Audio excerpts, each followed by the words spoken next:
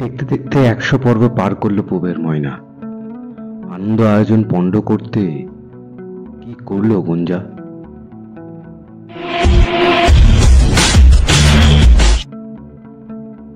জি বাংলার অন্যতম জনপ্রিয় ধারাবাহিক হলো পুবের ময়না। এই মুহূর্তে পুবের ময়নায় কি হতে চলেছে? ময়নার পরীক্ষার ফল শুনে খুশির হাওয়া দাশগুপ্ত বাড়িতে।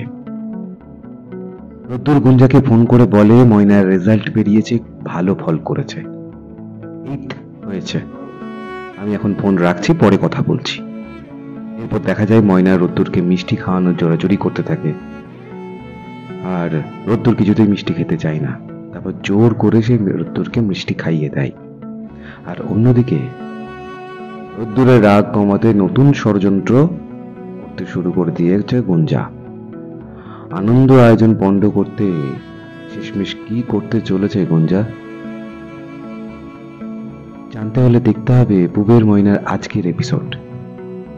তবে আনন্দের খবর, ধীরে ধীরে 100 পর্ব পার করলো পুবের ময়না।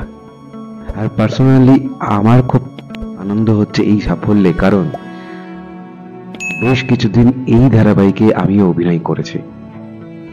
শ্যামল নামক একটি চরিত্রে আমি অভিনয় করতে পেরে নিজেকে ধন্য মনে করছি। আর অনেক অনেক শুভেচ্ছা পুবের ময়নার সম্পূর্ণ টিমকে।